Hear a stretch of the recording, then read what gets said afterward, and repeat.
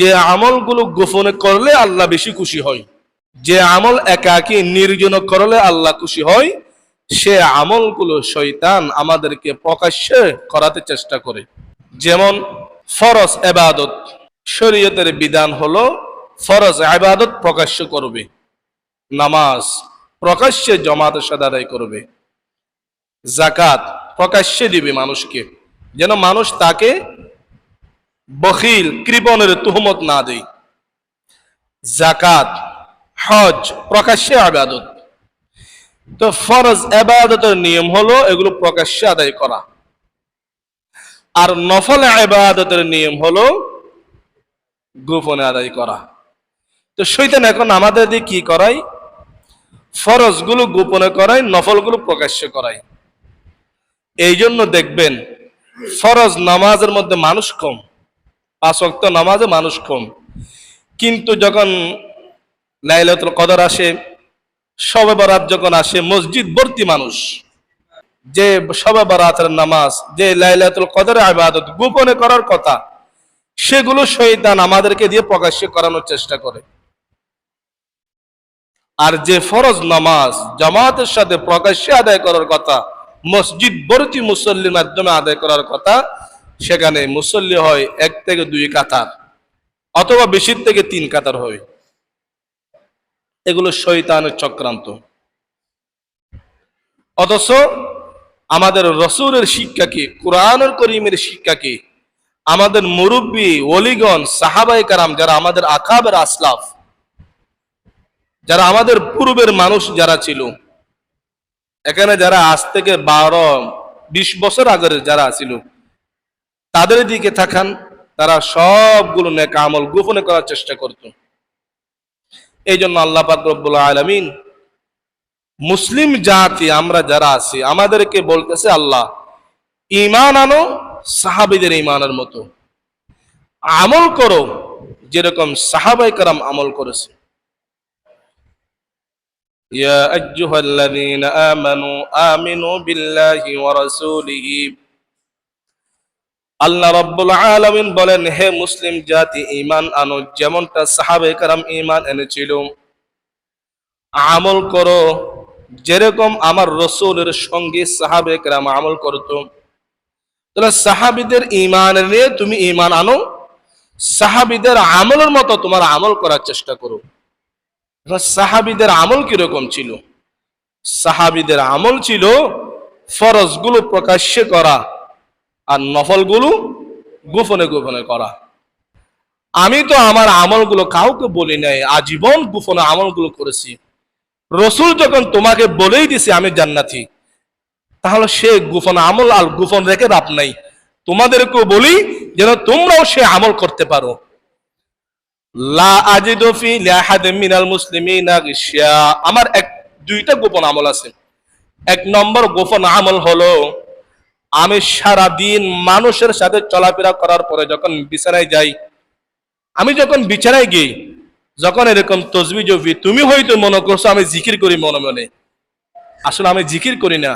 আজকে আমি কার কার সাথে ব্যবসা করলাম, কার সাথে আমার কথা কাটাকাটি হয়েছে, কোন মুসলিমের সাথে যদি আমার অশুভ আচরণ হয়, আমি যদি কোনো মুসলমানের প্রতি কষ্ট পাই, রিশা, আমি ঘুমানোর আগে আমার সমস্ত মুসলমান ভাইকে আমি মাফ করে দিই।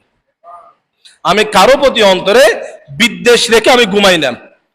2 নম্বর গোপন আমল, ওয়ালা আহসুদু আহাদান আলা খায়রিন আতাহুল্লাহু ইয়া, আল্লাহ পাক রব্বুল আলামিন দুনিয়ার মানুষকে সমানভাবে সৃষ্টি করে নাই, সকলকে সমান সম্পত্তি আল্লাহ দেয় না। কাউকে বেশি সম্পত্তির মালিক বানায়, কাউকে কম দেয়, কাউকে কোটি টাকার মালিক বানায়, কাউকে 10 টাকার মালিক বানায়। এমন তো দুনিয়ার নিয়ম। যদি আল্লাহ তাআলা আমার ভাইদের মধ্যে কাউকে অতিরিক্ত সম্পদ, অতিরিক্ত টাকা, অতিরিক্ত সম্মান দেয়, তার নিয়ামত গুলো দেখে আমি হিংসায় জ্বলি না, আমি আরো দোয়া করি যেন আল্লাহ তাআলা আমার ওই ভাইকে নিয়ামত বাড়িয়ে দেয়। অর্থাৎ কোন মুসলমানের প্রতি আমার অন্তরে হিংসা বিদ্বেষ নেই। তখন সাহাবী আব্দুল্লাহ রাদিয়াল্লাহু তাআলা বলেন, হাযিহিল্লাতী বালাগা বিকা, মুসলমানদেরকে মাফ করে দেওয়া, কারো প্রতি অন্তরে হিংসা বিদ্বেষ না রাখা, এমন 2টি আমল লানাতিকু হাযিহি, এই দুইটি আমল আমাদের মধ্যে নাই, আপনার মধ্যে আছে। আপনি সবাইকে মাফ করে দেন, কারো প্রতি হিংসা বিদ্বেষ রাখেন না, বিধায় আপনি জান্নাতি। আমাদের অন্তরে আমার সব আমল করার পরেও অন্যের প্রতি হিংসা থাকে, বিদ্বেষ থাকে, অন্য দলের মানুষকে পছন্দ করি না, অন্য মতাদর্শের মানুষকে দেখতে পারি না, হিংসা বিদ্বেষ। এই জন্য আমরা আমল করলেও আমলের প্রতিদান দুনিয়াতে পাই না। মুসলমান, আপনার আমল নিষ্ফল যেন না হয়, প্রতিফলন যেন হয় দুনিয়া এবং আখিরাতে, যেন আপনার প্রতিটা আমলের বিনিময়ে আপনি আল্লাহর কাছে পান। এই জন্য দুইটা আমল আমাদের করতে হবে। যদি কেউ না বোঝে, আমার সাথে বেয়াদবি করে, আমার দায়িত্ব হলো আমি তাকে মাফ করে দেব। বিনিময়ে কি হবে? আপনি যদি অপর মুসলমানকে মাফ করে দেন, আপনি দুনিয়াতে যত আল্লাহর হক নষ্ট করেছেন, আল্লাহ বলবে, আরে তুই দুর্বল হয়ে যদি অপরকে ক্ষমা করতে পারি, আমি রহমান, আমি রহিম, আমি তোকে মাফ করতে পারবো না, যা তোর সমস্ত গুণ আমি মাফ করে দিলাম। তাহলে শয়তানের সর্বশেষ কৌশল হলো গোপন আমল প্রকাশ্যে করাই, গোপনের আমল প্রকাশ্যে করাই। আর যে আমল প্রকাশ্যে করা দরকার, নামাজ, এগুলো গোপনে করাই। যদি আপনি কাউকে জিজ্ঞাসা করেন জোহরের নামাজ পড়েন না কেন, বলে পড়ছি। কোথায়? বাড়িতে। কেন বাড়িতে পড়ছে? মসজিদ আছে, লক্ষ টাকা খরচ করে আপনারা নিজেরাই তো আপনাদের টাকা ব্যয় করে মসজিদ করলেন, তাহলে মসজিদে নামাজ না পড়ে বাড়িতে পড়লেন কি জন্য? নফলে ইবাদত, নামাজ শেষ, সুন্নতে মুআক্কাদা এখানে পড়েই বাকি অতিরিক্ত নফলগুলো বাড়িতে গিয়ে পড়বেন। এখানে অতিরিক্ত নফল নামাজ পড়ে কাউকে নামাজই বোঝানোর চেষ্টা করবেন না। অতিরিক্ত নফল ইবাদত করবেন, এখানে আপনার অন্তরে শয়তান লৌকিকতা ঢুকাই দিবে, আর আরো 2 রাকাত পড়, আরো 2 রাকাত পড়ো, রুকু সিজদা দেরি করে করো, যেন মানুষ তোমাকে পাক্কা নামাজি বলে। এই জন্য আমরা নফল ইবাদত করব গোপনে, ফরজ ইবাদত করব প্রকাশ্যে। তাহলে শয়তান আমাদেরকে আর পথভ্রষ্ট করতে পারবে না। যদি আপনি গোপনে আমল করেন, আপনার নফলে ইবাদত যদি আপনি গোপনে গোপনে আদায় করেন, 1 নম্বর লাভ হবে, আল্লাহ তাআলা আমলনামা থেকে আপনার নামটা মুনাফিকের লিস্টের মধ্যে লিখবে না, মুমিন খালেস হিসাবে আপনার নাম লিপিবদ্ধ হবে। সুবহানাল্লাহি ওয়া বিহামদিহি।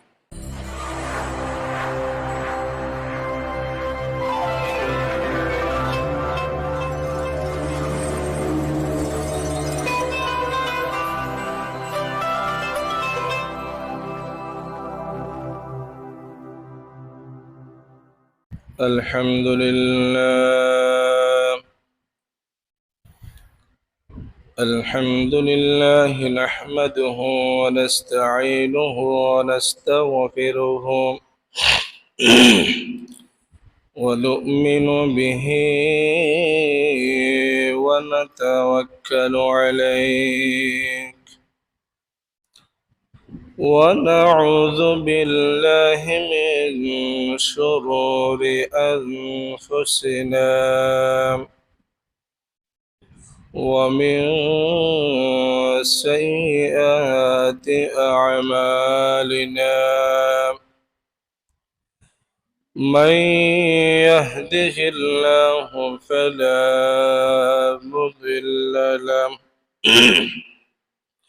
ومن يضلله فلا هادي له، ونشهد أن لا إله إلا الله وحده لا شريك له، ونشهد أن سيدنا وسندنا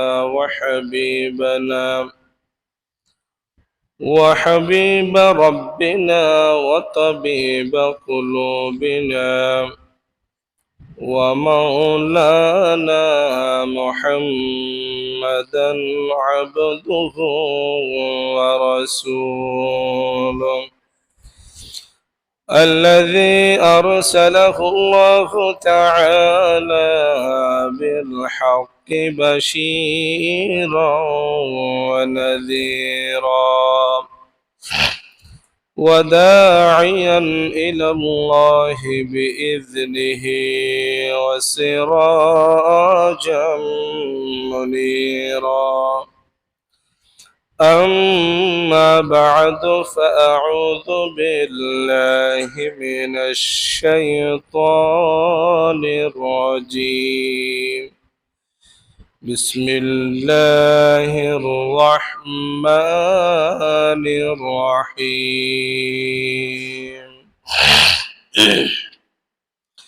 إن تبدوا الصدقات فنعما هي، وإن تخفوها وتؤتوها الفقراء فهو خير لكم ويكفر عنكم سيئاتكم والله بما تعملون خبير.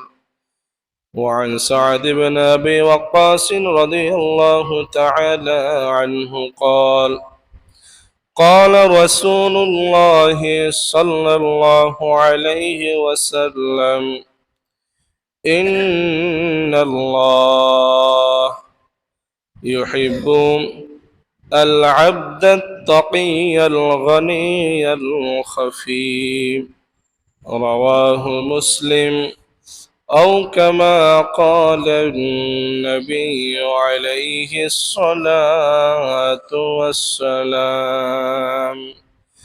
صدق الله مولانا العظيم، وصدق رسوله النبي الكريم، ونحن على ذلك لمن الشاهدين والشاكرين والذاكرين، والحمد لله رب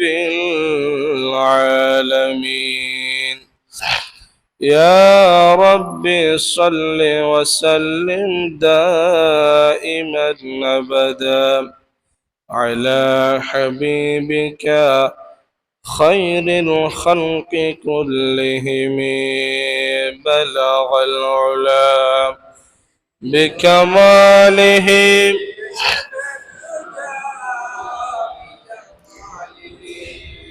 حسنت جميع خصاله. محبت आवाज के पड़ी بلغ العلا كشف الدجى بجماله حسنت جميع خصاله. لا إله إلا الله، لا إله، لا إله إلا الله، لا जिसे दौर अपना जाती दुनिया अब हम व जमाना भूल गए, औरों की कहानी याद रहा हम अपना फसाना भूल गया। ला इलाहा इल्लल्लाह,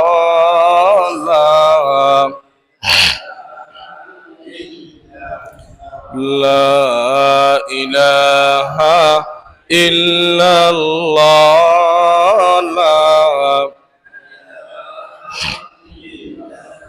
मुँह देख लिया आईने में फिर दाग न देखा सीने में, दिल ऐसा लगाया दुनिया में मरने को मुसलमान भूल गया। ला इल्लल्लाह, ला इलाहा, ला इलाहा इल्लल्लाह, ला মুহাম্মাদুর রাসূলুল্লাহ সাল্লাল্লাহু আলাইহি ওয়াসাল্লাম। সম্মানিত মুসল্লিয়ানে কেরাম, সর্বপ্রথম আল্লাহ তাআলার দরবারে লাখো কোটি শুকরিয়া আদায় করতেছি, যে মহান রব অত্যন্ত দয়া করে, মায়া করে, মোহাব্বত করে, ভালোবেসে সুস্থতার সহিত দীর্ঘ হায়াত দান করে পবিত্র সালাতুল জুমা আদায় করার উদ্দেশ্যে পৃথিবীর সবচেয়ে পবিত্রময় বরকতময় জায়গা আল্লাহর ঘর মসজিদে আসার বসার, কোরআন ও হাদিস থেকে কথা বলার শোনার তৌফিক দান করেছেন। সেজন্য আমরা সকলে আল্লাহ তাআলার শুকরিয়া আদায় করে পড়ি আলহামদুলিল্লাহ। আমি আপনাদের সামনে কোরআনুল করিমের সূরাতুল বাকারা এর 271 নম্বর আয়াত কারিমা তিলাওয়াত করেছি। সহিহ মুসলিম শরীফে উল্লেখিত জান্নাতের সুসংবাদ প্রাপ্ত সাহাবী সাআদ ইবনে আবি ওয়াক্কাস রাদিয়াল্লাহু তাআলা আনহু থেকে বর্ণিত, আমাদের সকলের প্রিয় নবী রাহমাতুল লিল আলামিন জনাব মুহাম্মদুর রাসূলুল্লাহ সকলে পড়ে সাল্লাল্লাহু আলাইহি ওয়াসাল্লামের একখানা হাদিস উপস্থাপন করেছি। আল্লাহ তাআলা তৌফিক দান করলেই তিলাওয়াতকৃত আয়াত এবং পঠিত হাদিসকে সামনে রেখে নতুন একটি গুরুত্বপূর্ণ বিষয় নিয়ে আপনাদের সামনে সংক্ষিপ্ত আলোচনা করব। আলোচনার শুরুতেই দোয়া করি আল্লাহ তাআলা যা কিছু বলবো আমাকে ইখলাসের সহিত বলার, আপনাদের সবাইকে আমল এবং দাওয়াত ও তাবলীগের নিয়তে শোনার তৌফিক দান করুন, আমিন। আমরা যে কোনো আলোচনা শুনবো দাওয়াতের নিয়তে, আমলের নিয়তে, নিজেও শিখবো, পরিবারে গিয়ে আমার স্ত্রী, আমার সন্তান বা আমার বন্ধু বান্ধব যারা এখন আসতে পারে নাই তাদেরকে কোরআনের এই বাণীগুলো শোনাই দিব যেন তারাও আমল করতে পারে। মুহতারাম হাজিরিন, আমরা বিগত 4টি জুমায় মানব জাতির চিরশত্রু শয়তান এবং মানুষকে পথভ্রষ্ট করার তার কৌশলগুলো নিয়ে বিস্তারিত আলোচনা শুনেছি। আমি সামনের আলোচনা বোঝার জন্যে পূর্বের 4 জুমার আলোচনা সংক্ষিপ্ত আপনাদের সামনে উপস্থাপন করতেছি। শয়তান আমাদেরকে পথভ্রষ্ট করার যে কৌশল, 1 নম্বর, মানুষকে সে মুসলিম হতে দিবে না, কাফের বানানোর চেষ্টা করে, কাফেরকে কাফের রেখে দেওয়ার চেষ্টা করে, মুসলিম হতে দেয় না। 2 নম্বর, যদি সে কৌশলে সফল না হয়, মুসলমান যদি হয়েও যায়, তাহলে নবমুসলিম যারা আছে তাদের ঈমান হরণ করার চেষ্টা করে, এটা তার 2 নম্বর কৌশল। যদি মানুষটি এমন হয় যে ঈমান আনার পরেই সে ঈমানের উপর অটল অবিচল, তাকে কোনো মতে ঈমান থেকে ফিরে আনা সম্ভব নয়, তখন শয়তান 3 নম্বর যে কৌশল ব্যবহার করে সেটা হলো তার মাধ্যমে কবিরা গুনাহ, এমন নিকৃষ্ট কাজ বা কথা তার মুখ থেকে বলায় যার দরুন তার আমল ঈমান নষ্ট হয়ে যাবে। এই বিষয়েও আলোচনা করা হয়েছে বিস্তারিত।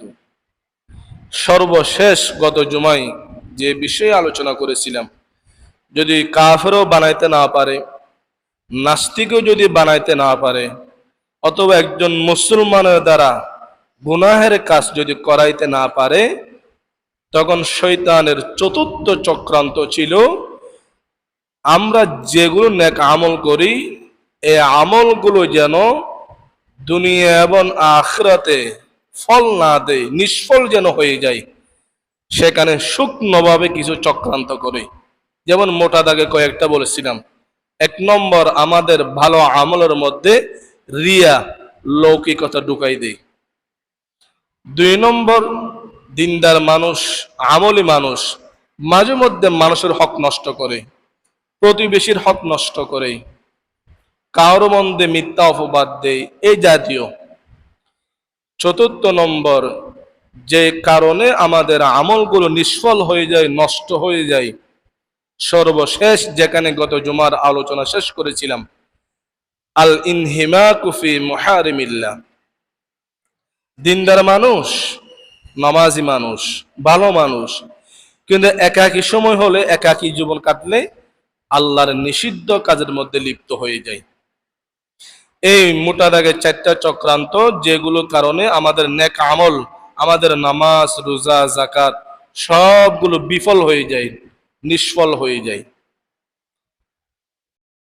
সর্বশেষ আরেকটা শয়তানের কৌশলের কথা আজকে আপনাদের সামনে তুলে ধরি, যাতে সামনের আলোচনা বুঝতে সহজ হয়। শয়তান যখন মানুষের অন্তরে লৌকিকতা ঢুকাইতে পারে না, মানুষটা আলেমদের সোহবতে, আল্লাহর ওলিদের সান্নিধ্যে থাকতে থাকতে তার এখন রিয়া নাই, তার অন্তরে লৌকিকতা নাই, সে অনেক মন্যের হক নষ্ট করে না, একাকী যখন থাকে সে আল্লাহকে ভয়ও করে, তখন সর্বশেষ যে কৌশল শয়তান ব্যবহার করে সেটা হলো যে আমল গোপনে করা দরকার সেগুলো প্রকাশ্য করতে বাধ্য করে, আর যে আমল প্রকাশ্য করা লাগে শয়তান সেগুলো মানুষকে দিয়ে গোপনে করায়।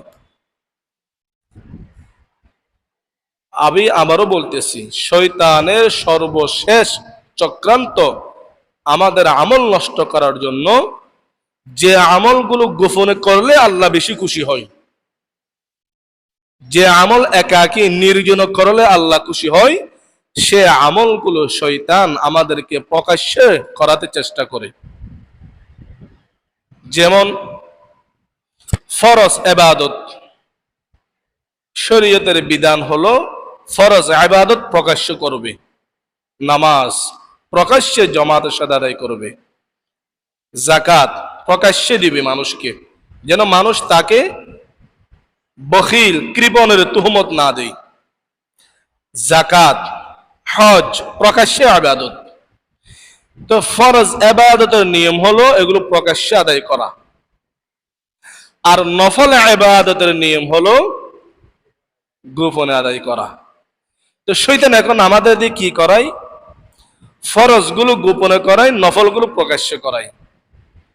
এই জন্য দেখবেন ফরজ নামাজের মধ্যে মানুষ কম, 5 ওয়াক্ত নামাজে মানুষ কম, কিন্তু যখন লাইলাতুল কদর আসে, শবে বরাত যখন আসে, মসজিদ ভর্তি মানুষ।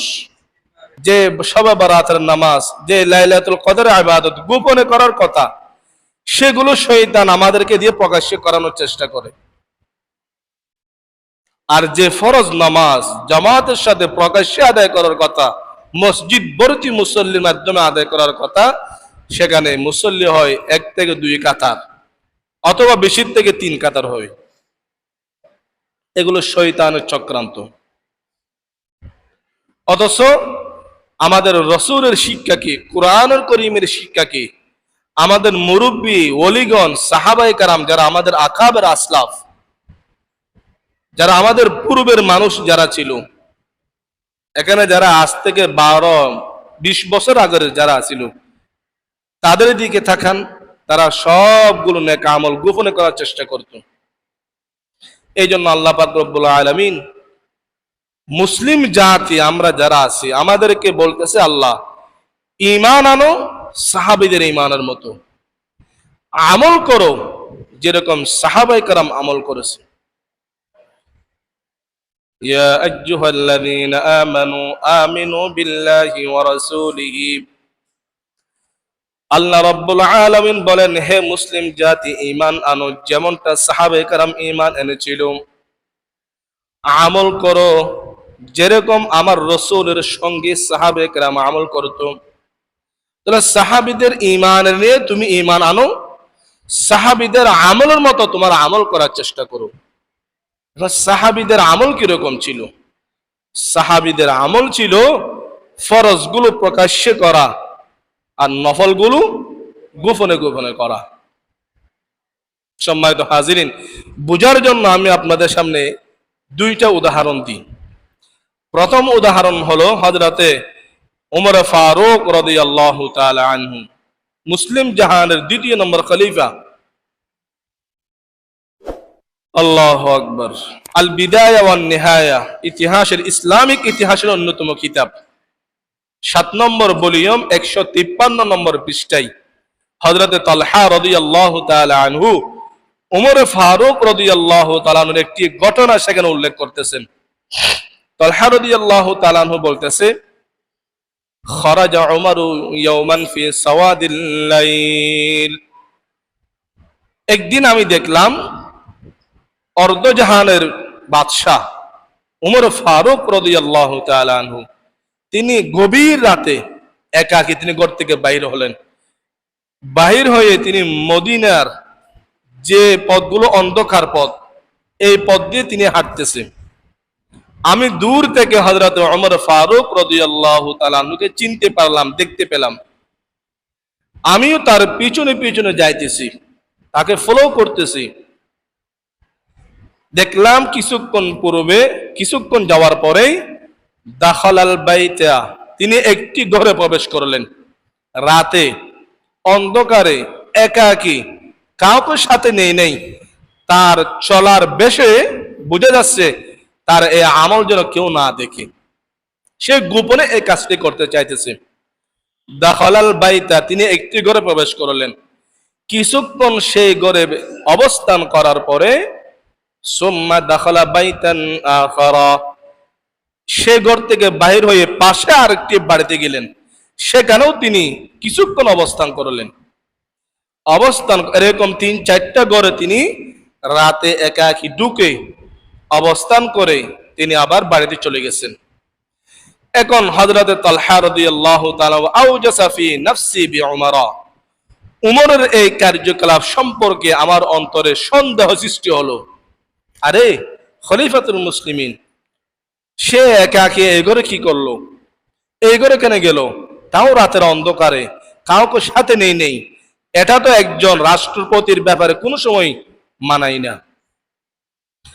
হযরতে তালহা রাদিয়াল্লাহু তাআলা আনহু বলেন, ফালাম্মা কানা সুবহু, যখন সকাল হলো, যখন সূর্য উদিত হলো, যাহাবতু ইলা হাযাল বাইতি, যে ঘরের মধ্যে রাতে ওমর ফারুক রাদিয়াল্লাহু তাআলা আনহু গেলেন, আমি তালহা তদন্ত করার জন্য সেই বাড়িতে গেলাম, কারণ আমার অন্তরে সন্দেহ তৈরি হয়েছে উমরের ব্যাপারে। ফাদাখালতু, সর্বপ্রথম ওমর ফারুক রাদিয়াল্লাহু তাআলা আনহু যে ঘরে ঢুকছে, আমিও সেই ঘরে প্রবেশ করলাম।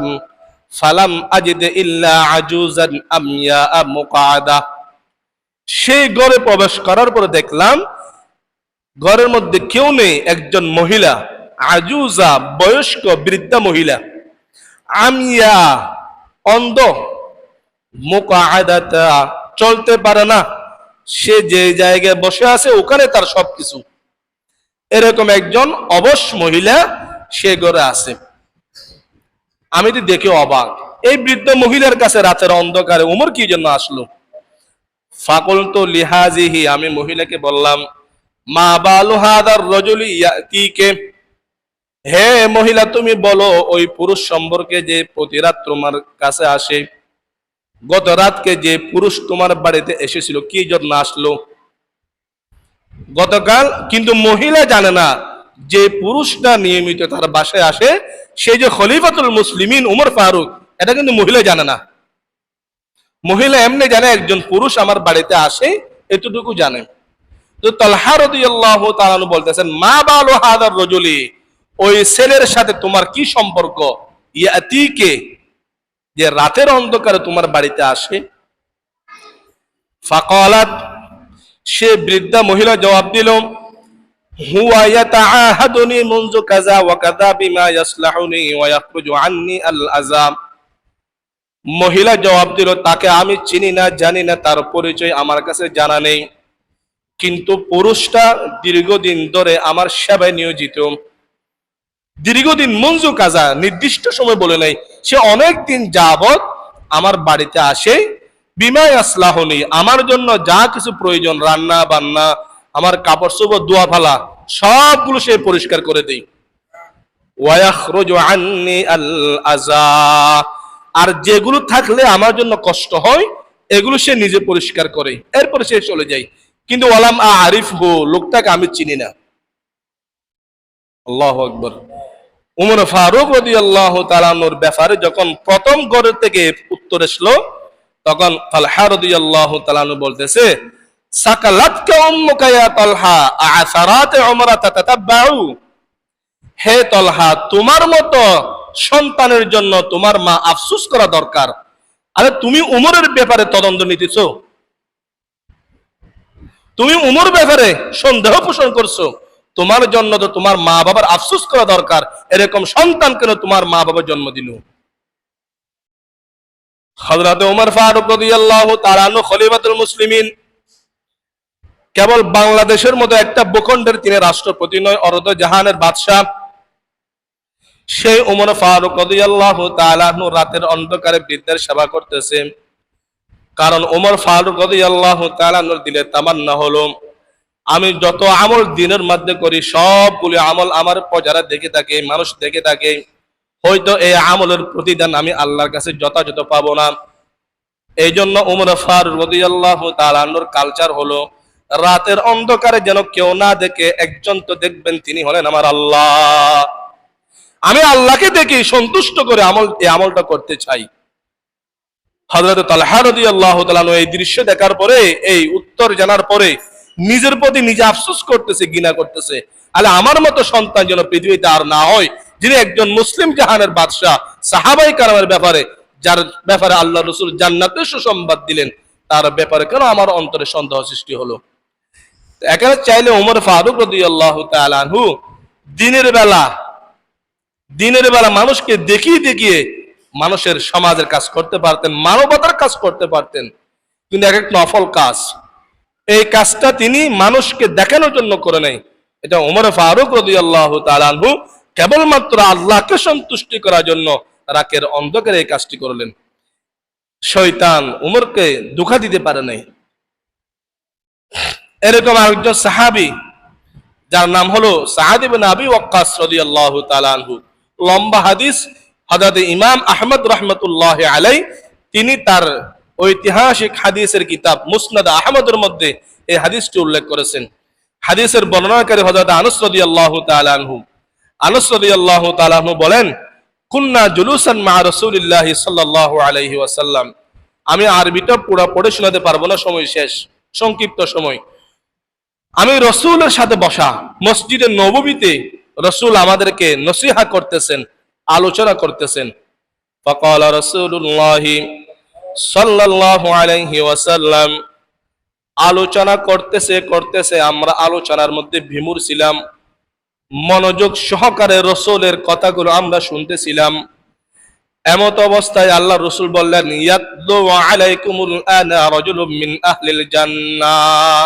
আল্লাহ রসুল বললেন, হে আমার সাহাবীরা, শুনো শুনো, এই পূর্বে কিছুক্ষণের মধ্যে একজন ব্যক্তি আসবে, রাজুলুম মিন আহলিল জান্নাহ, সে জান্নাতি।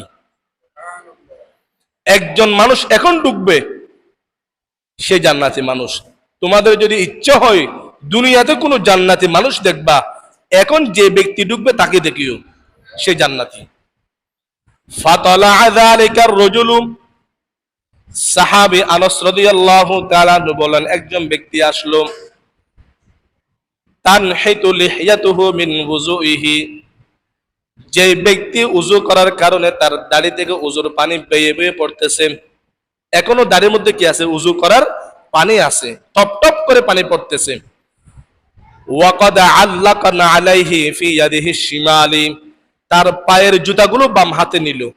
তাহলে দাড়ি থেকে পানি পড়তেছে, ওযুর পানি, বাম হাতে জুতা। এমত অবস্থায় সে মসজিদে নববীতে প্রবেশ করলো। তা আমরা সবাই বুঝতে পারলাম এই ব্যক্তি হলো জান্নাতি ব্যক্তি। এই দিন আলোচনা শেষ। দ্বিতীয় দিন একই টাইমে আল্লাহ রসুল আলোচনা করতেছে। হঠাৎ রসুল বলল, ইয়াতলু আলাইকুমুল আনা রাজুলুম মিন আহলিল জান্নাহ, এখন একজন ব্যক্তি আসবে, সেও জান্নাতি। হযরত আনাস রাদিয়াল্লাহু তাআলা আনহু বলতেছেন, ফাতালা যালিকার রাজুল, গতকাল যে ব্যক্তি, আজকেও সে একই ব্যক্তি, যার ব্যাপারে রসুল কি বলছে? জান্নাতি বলছে। এরকম একদিন নয়, 2 দিন নয়, 3 দিন রাসূল সাল্লাল্লাহু আলাইহি ওয়াসাল্লাম একজন ব্যক্তির ব্যাপারে জান্নাতের সুসংবাদ দিলেন। আর একজন ব্যক্তি, সে একই ব্যক্তি, অন্য রাওয়ায়াতের মধ্যে আছে সেই ব্যক্তির নাম হলো সাদ ইবনে আবি ওয়াক্কাস রাদিয়াল্লাহু তাআলা আনহু। এখন আনাস রাদিয়াল্লাহু তাআলা আনহু বলতেছেন, 3 দিন যখন সেই ব্যক্তির ব্যাপারে আল্লাহ রাসূল জান্নাতি বলে ঘোষণা দিলেন, হযরত আব্দুল্লাহ ইবনে আমর ইবনে আস রাদিয়াল্লাহু তাআলা একজন সাহাবী, তার অন্তরে আশা জাগলো।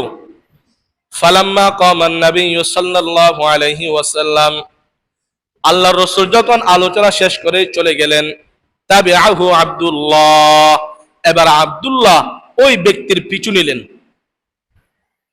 আব্দুল্লাহ সেই ব্যক্তি যার ব্যাপারে আল্লাহ রাসূল জান্নাতের সুসংবাদ দিছে, তার পিছু হাঁটতে লাগলেন।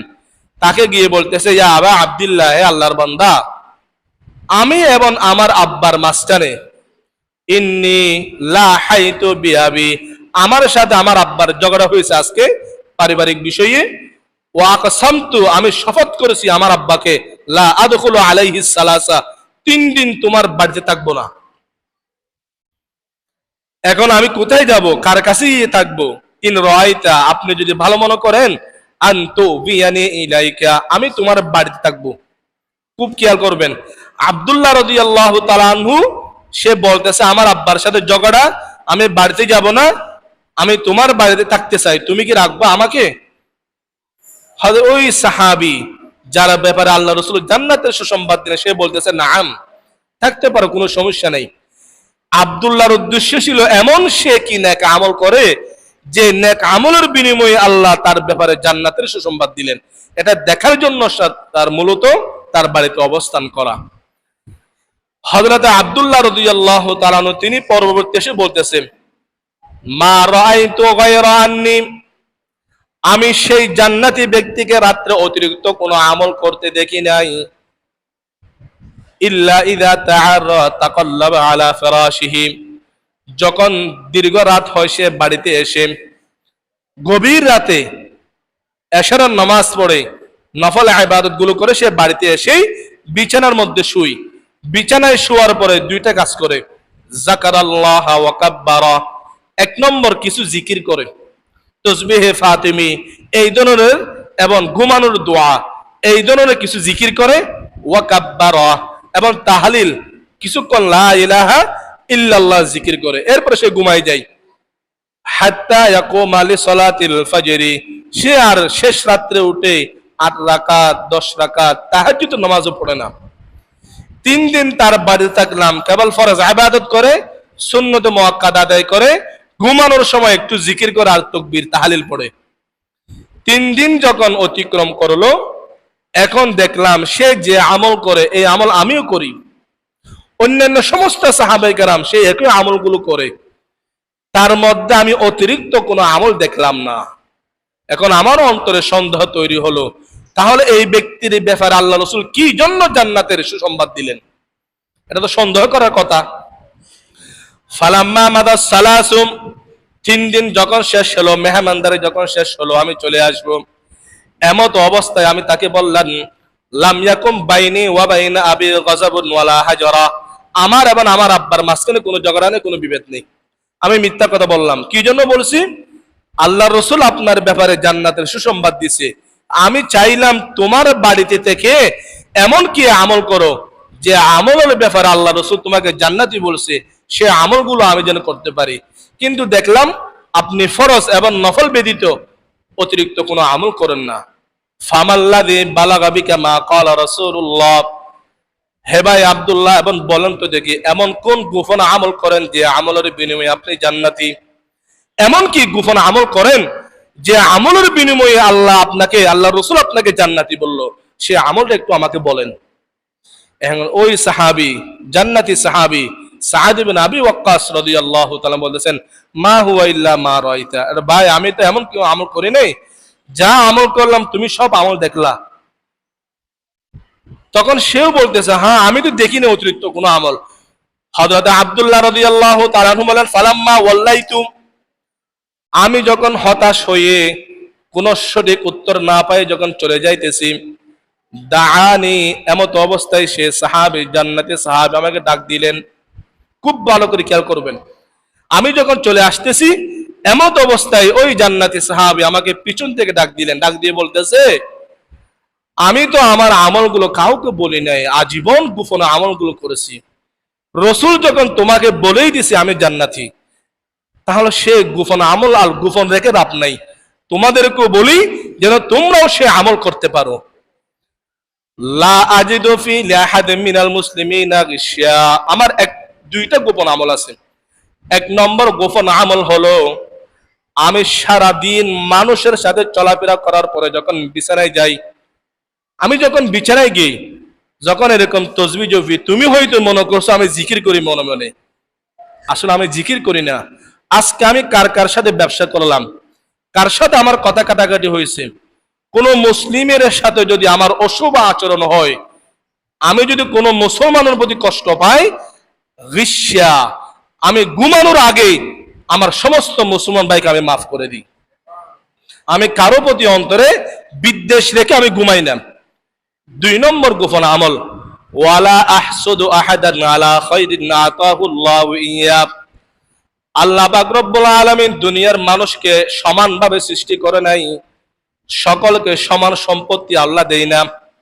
কাউকে বেশি সম্পত্তির মালিক বানায়, কাউকে কম দেয়। কাউকে কোটি টাকার মালিক বানায়, কাউকে 10 টাকার মালিক বানায়। এমন তো দুনিয়ার নিয়ম। যদি আল্লাহ তাআলা আমার ভাইদের মধ্যে কাউকে অতিরিক্ত সম্পদ, অতিরিক্ত টাকা, অতিরিক্ত সম্মান দেয়, তার নিয়ামত গুলো দেখে আমি হিংসায় জ্বলি না। আমি আরো দোয়া করি যেন আল্লাহ তাআলা আমার ওই ভাইকে নিয়ামত বাড়িয়ে দেয়। অর্থাৎ কোন মুসলমানের প্রতি আমার অন্তরে হিংসা বিদ্বেষ নেই। তখন সাহাবে আব্দুল্লাহ রাদিয়াল্লাহু তাআলা বললেন, হাযিহিল্লাতী বালাওয়া বিকা, মুসলমানদেরকে মাফ করে দেওয়া, কারো প্রতি অন্তরে হিংসা বিদ্বেষ না রাখা, এমন দুইটি আমল, লা নাতিকু হাযিহি, এই দুইটি আমল আমাদের মধ্যে নাই, আপনার মধ্যে আছে। আপনি সবাইকে মাফ করে দেন, কারো প্রতি হিংসা বিদ্বেষ রাখেন না, বিধায় আপনি জান্নাতি। আমাদের অন্তরে আমার সব আমল করার পরেও অন্যের প্রতি হিংসা থাকে, বিদ্বেষ থাকে, অন্য দলের মানুষকে পছন্দ করি না, অন্য মতাদর্শের মানুষকে দেখতে পারি না, হিংসা বিদ্বেষ। এই জন্য আমরা আমল করলেও আমলের প্রতিদান দুনিয়াতে পাই না। মুসলমান, আপনার আমল নিষ্ফল যেন না হয়, প্রতিফলন যেন হয় দুনিয়া এবং আখিরাতে, যেন আপনার প্রতিটা আমলের বিনিময়ে আপনি আল্লাহর কাছে পান। এই জন্য দুইটা আমল আমাদের করতে হবে। যদি কেউ না বোঝে, আমার সাথে বেয়াদবি করে, আমার দায়িত্ব হলো আমি তাকে মাফ করে দেব। বিনিময়ে কি হবে? আপনি যদি অপর মুসলমানকে মাফ করে দেন, আপনি দুনিয়াতে যত আল্লাহর হক নষ্ট করেছেন, আল্লাহ বলবে, আরে তুই দুর্বল হয়ে যদি অপরকে ক্ষমা করতে পারি, আমি রাহমাতুল লিল আলামিন, আমি রহমান, আমি রহিম, আমি কেন তোকে মাফ করতে পারবো না? যা, তোর সমস্ত গুনাহ আমি মাফ করে দিলাম। এজন্য আল্লামা শেখ ফরিদুদ্দীন আত্তার রাহমাতুল্লাহি আলাইহি, জবরদস্ত আল্লাহর ওলি, তিনি বলতেছেন, আর কে ইমাম আহলে বাসদ আয় আজিজ, পাক দারত চার চিজ আছে, চার চিজ। যদি আপনারা পূর্ণাঙ্গ মুমিন হতে চান, চারটা জিনিসকে পবিত্র রাখবেন। আজ হাসাদ আও ওয়ালদুদিল রা পাকদার, খাশাতান রা বাদা যা মুমিন সুমাত। এক নম্বর, আপনার অন্তরকে হিংসা থেকে পবিত্র রাখা। আপনার অন্তরে যেন আপনার ভাই কোন মুসলমানের প্রতি যেন হিংসা বিদ্বেষ না রাখে, এক নম্বর আমল। দুই নম্বর, পাকদার আজ কিসবা আজগে বদজবা, তাকে ইমান নতনা ইফতাদ দরজিয়া। দুই নম্বর হলো আপনার এই জবানটা পবিত্র রাখবেন। এই জবান দিয়ে কোনোদিন মিথ্যা কথা বলবেন না, কারো সমালোচনা করবেন না। তিন নম্বর, পাকদারে গর আমলরা আজনিয়া, সময়ইমা নতুরা বা সদজিয়া। তিন নম্বর হলো আপনি যতটুকু আমল করবেন, এই আমলগুলো যেন মানুষকে দেখানোর উদ্দেশ্যে না হয়, লৌকিকতা মুক্ত আমল করবেন। লৌকিকতা মুক্ত আমল করলে কি হবে? আপনার ঈমান দুনিয়াতেও আপনাকে আলো দিবে। আপনি কোনটা হক, কোনটা না হক, কোনটা ন্যায়, কোনটা অন্যায়, আপনি নিজ বিবেক দিয়ে চিনতে পারবেন। চতুর্থ নম্বর, চোষকম না পাক দানি আজ হারাম, মর্দ ইমা দারবাসি ওয়াসসালাম। আল্লামা শেখ ফরিদউদ্দিন আত্তার রহমতুল্লাহি আলাইহি বলেন 4 নম্বর হলো আপনার দেহটা পবিত্র রাখবেন। আপনার দেহের মধ্যে যেন কোনো হারাম টাকা না ঢুকে, কোনো সুদের টাকা, দালালের টাকা, ঘুষের টাকা যেন আপনার দেহের মধ্যে না ঢুকে, জুয়া খেলার টাকা যেন আপনার দেহে না ঢুকে। সব হারাম থেকে আপনার দেহকে পবিত্র রাখবেন। 1 নম্বর অন্তর পরিষ্কার রাখা, 2 নম্বর জুবান পরিষ্কার রাখা, 3 নম্বর আমল যা করব তা গুলো পরিষ্কার রাখা, 4 নম্বর শরীরটা পবিত্র রাখা। এই 4টা জিনিস যদি কোনো মুমিন যদি পবিত্র রাখতে পারে, রাসূল আকরাম সাল্লাল্লাহু আলাইহি ওয়াসাল্লাম বলেন দুনিয়াতেও তার ঈমান তাকে আলো দিবে, আখিরাতেও তার ঈমান তাকে আলো দিবে। আল্লাহ পাক রব্বুল আলামিন এগুলো আমাদেরকে প্রত্যেককে আমল করার তৌফিক দান করেন, আমিন। তাহলে শয়তানের সর্বশেষ কৌশল হলো গোপন আমল প্রকাশ্যে করাই, গোপনের আমল প্রকাশ্যে করাই। আর যে আমল প্রকাশ্যে করা দরকার, নামাজ, এগুলো গোপনে করাই। যদি আপনি কাউকে জিজ্ঞাসা করেন জোহরের নামাজ পড়েন না কেন, বলে পড়ছি। কোথায়? বাড়িতে। কেন বাড়িতে পড়ছে? মসজিদ আছে, লক্ষ টাকা খরচ করে আপনারা নিজেরাই তো আপনাদের টাকা ব্যয় করে মসজিদ করলেন, তাহলে মসজিদে নামাজ না পড়ে বাড়িতে পড়লেন কি জন্য? নফল ইবাদত, নামাজ শেষ, সুন্নতে মুআক্কাদা এখানে পড়েই বাকি অতিরিক্ত নফলগুলো বাড়িতে গিয়ে পড়বেন। এখানে অতিরিক্ত নফল নামাজ পড়ে কাউকে নামাজই বোঝানোর চেষ্টা করবেন না। অতিরিক্ত নফল ইবাদত করবেন, এখানে আপনার অন্তরে শয়তান লৌকিকতা ঢুকাই দিবে। আর আরো 2 রাকাত পর, আরো 2 রাকাত পড়ো, রুকু সিজদা দেরি করে করো, যেন মানুষ তোমাকে পাক্কা নামাজি বলে। এই জন্য আমরা নফল ইবাদত করব গোপনে, ফরজ ইবাদত করব প্রকাশ্যে। তাহলে শয়তান আমাদেরকে আর পথভ্রষ্ট করতে পারবে না। আল্লাহ আমাকেও আপনাদেরকে আমল করার তৌফিক দান করেন, আমিন। সম্মানিত হাজিরিন, কি জানলাম? আমল যতটুকু সম্ভব গোপনে রাখা, কারণ গোপনে আমল করলে কি লাভ? অনেকগুলি লাভ আছে। আমি 2-1টা লাভের কথা বলি, সময় 3 মিনিট আছে। 1 নম্বর, যদি আপনি গোপনে আমল করেন, আপনার নফল ইবাদত যদি আপনি গোপনে গোপনে আদায় করেন, 1 নম্বর লাভ হবে আল্লাহ তাআলা আমলনামা থেকে আপনার নামটা মুনাফিকের লিস্টের মধ্যে লিখবে না, মুমিন খালেস হিসাবে আপনার নাম লিপিবদ্ধ হবে। সুবহানাল্লাহি ওয়া বিহামদিহি। আমরা না জানি অনেক সময় মুনাফিক হয়ে যাই। রাসূল সাল্লাল্লাহু আলাইহি ওয়াসাল্লাম বলেন তুমি গোপনে আমল করো। গোপনে আমল করলে কি হবে? যদি তোমার কোন আমলের কারণে তোমার নামটা মুনাফিকের লিস্টের মধ্যে উঠেও যায়, আল্লাহ তাআলা ফেরেশতার মাধ্যমে মুনাফিকের লিস্টি থেকে তোমার নামটা কেটে দিবে। হযরত জুবাইর বিন আল-আওয়াম রাদিয়াল্লাহু তাআলা আনহু তিনি হাদিস বর্ণনা করেন, যা রাজুলুন ইলা হুযায়ফা রাদিয়াল্লাহু তাআলা আন, জৈনক সাহাবী তাবিঈ হুযায়ফাতুল ইয়ামান রাদিয়াল্লাহু তাআলা আনহু সাহাবীর কাছে এসে বললেন, ইন্নী আখশা আন নাকুনা মুনাফিকা। একজন ব্যক্তি এসে বলতেছে হুযায়ফা রাদিয়াল্লাহু তাআলা আনহুকে, আরে আমি তো মুনাফিক হয়ে গেলাম মনে হয়, আমার বেশি ভয় হইতেছে আমি মুনাফিক হয়ে গেছি। কোন কোন বর্ণনা মত আছে সেই সাহাবীর নাম উমর ফারুক রাদিয়াল্লাহু তাআলা আনহু।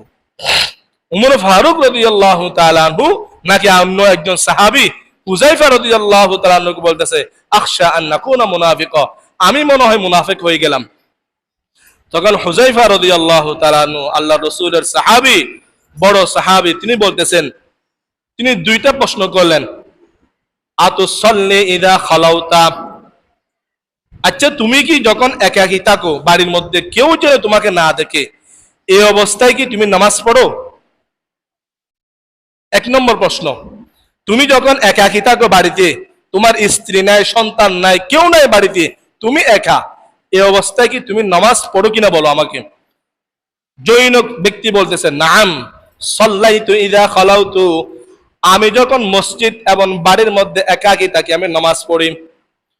এবার হুযায়ফা রাদিয়াল্লাহু তাআলা দ্বিতীয় প্রশ্ন করলেন, আতাস্তাগফিরু ইযা আযনাবতা, যখন তুমি কোনো গুনাহ করে ফেলো তখন তওবা করো কিনা, মাপ চাও কিনা আল্লাহর কাছে। না জেনে অভ্যাসগত কারণে যদি কোনো গুনাহ করে ফেলো আল্লাহর কাছে সাথে সাথে মাপ চাও? সে উঠতে দিয়েছে নাম, হ্যাঁ আমি যদি কোনো গুনাহ করে ফেলি সাথে সাথে আস্তাগফিরুল্লাহ বলে অথবা 2 রাকাত তওবার নামাজ পড়ে আল্লাহর কাছে মাপ চাই। এবার হুযায়ফা রাদিয়াল্লাহু তাআলা আনহু বলেন, যে ব্যক্তি একাকী নামাজ আদায় করে আর যে ব্যক্তি গুনাহ করার পরে আল্লাহর ভয়ে তওবা করে, ফামা জাআলাকাল্লাহু মুনাফিকা, যে একাকী নামাজ পড়ে গুনাহ করে আল্লাহর কাছে মাপ চায়, আল্লাহ এমন ব্যক্তিকে মুনাফিক হিসাবে লিস্টের মধ্যে নাম লেখে না। সুবহানাল্লাহি ওয়া বিহামদিহি। এজন্য আমরা নফল ইবাদত কি প্রকাশ্যে করব নাকি গোপনে করব? আর ফরজ ইবাদত প্রকাশ্যে করব। এজন্য যতটুকু সম্ভব লাইলাতুল কদর শবে বরাতে মসজিদে মানুষকে দেখিয়ে ইবাদত না করে বাড়ির মধ্যে গোপনে গোপনে করবেন। আর দৈনিক 5 ওয়াক্ত নামাজ মসজিদে এসে জামাতের সাথে আদায় করবেন। 2 নম্বর, গোপনে আমল করলে 2 নম্বর লাভ কি? আল্লাহ তাআলা আপনাকে মহব্বত করবে। যারা গোপনে আমল করে আল্লাহ তাআলা তাদেরকে মহব্বত করে। সহিহ বুখারীর হাদিস, সাদ ইবনে আবি ওয়াক্কাস রাদিয়াল্লাহু তাআলা আনহু হাদিসের বর্ণনাকারী, ক্বালা রাসূলুল্লাহ সাল্লাল্লাহু আলাইহি ওয়াসাল্লাম, ইন্নাল্লাহা ইউহিব্বুল আবদাত তাকিয়াল গানিয়াল খাফি। নিশ্চয় আল্লাহ তাআলা ওই ব্যক্তিকে মহব্বত করে। 1 নম্বর আত-তাকি, যে মুত্তাকি, মুত্তাকি মানুষকে আল্লাহ মহব্বত করে। 2 নম্বর আল গনি, ধনাঢ্য ব্যক্তি, সম্পদশালী ব্যক্তি, অঢেল সম্পদের মালিক, এমন ব্যক্তিকেও আল্লাহ মহব্বত করে যদি সে তার অর্থ গুনাহের কাজে ব্যয় না করে। 3 নম্বর আল খাফি, আমার উম্মতের যে সমস্ত ব্যক্তি গোপনে আমল করে এমন ব্যক্তিকে আল্লাহ তাআলা মহব্বত করে। আমি যে আয়াতটি খুতবার মধ্যে তিলাওয়াত করলাম সূরা বাকারা 271 নম্বর আয়াতে আল্লাহ একই কথা বলতেছেন, ইন তুবদুস সাদাকাতি ফানি'মাহি, যারা প্রকাশ্যে দান সদকা করে ভালো। আপনার দান সদকা প্রকাশ্যে করার কারণে অনেকে উৎসাহিত হয়ে দান সদকা করবে। তবে আল্লাহ রাসূল আল্লাহ তাআলা কি বলেন, ওয়া ইন তুখফুহা, যদি তুমি আমলটা গোপন করতে পারো, ওয়াদুতুহাল ফুকারা, গোপনে যে উপযুক্ত ব্যক্তি তার হাতে যদি তোমার সম্পদটা দাও, ফাহুয়া খায়রুল লাকুম, তোমার জন্য এটা অতিরিক্ত ভালো। কেমন ভালো? বলো, ওয়া ইউকাফির আনকুম সাইয়্যাতিকুম, যদি কোনো ব্যক্তি গোপনে অন্য মানুষকে সহযোগিতা করে, কোনো মানুষ বিপদের মধ্যে আছে, অর্থের অভাবের কারণে সে মেয়ে বিবাহ দিতে পারতেছে না, অর্থের অভাবের কারণে সন্তানকে আলেম বানাইতে পারতেছে না, অর্থের অভাবের কারণে সে অনেক চিকিৎসা নিতে পারতেছে না, এরকম কোন ব্যক্তিকে যদি আপনি গোপনে সদকা করেন, আল্লাহর কোরআন বলতেছে ইউকাফির আনকুম সাইয়্যাতিকুম, ওই দানবীর ব্যক্তির জিন্দেগীর সমস্ত গুনাহ আল্লাহ তাআলা মাফ করে দিবেন। রাজি আছেন তো ইনশাআল্লাহ? আমল গোপনে করার জন্য রাজি আছেন তো ইনশাআল্লাহ?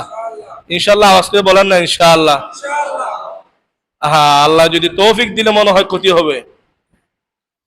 আমল যতটুকু সম্ভব গোপনে করবেন। নফল ইবাদত, ফরজ ইবাদত নয়, নফল ইবাদত গোপনে করবেন। যতটুকু নফল ইবাদত গোপনে করবেন তত আল্লাহ তাআলা আপনার সম্পদ বৃদ্ধি করবে, আপনাকে মহব্বত করবে, আপনার গুনাহ মাফ করে দিবে। আপনার প্রতি যদি আল্লাহ অসন্তুষ্ট যদি হয়ে থাকে, গোপন সৎকার বিনিময়ে আল্লাহ আপনার প্রতি সন্তুষ্ট হয়ে যাবেন, আপনার সমস্ত মুসিবত আল্লাহ তাআলা হল করে দিবেন। আল্লাহ পাক রব্বুল আলামিন আমাদের সবাইকে নফল ইবাদত গোপনে গোপনে করার তৌফিক দান করুন, আমিন। ওয়া আখিরু দাওয়ানা আলহামদুলিল্লাহি রাব্বিল আলামিন।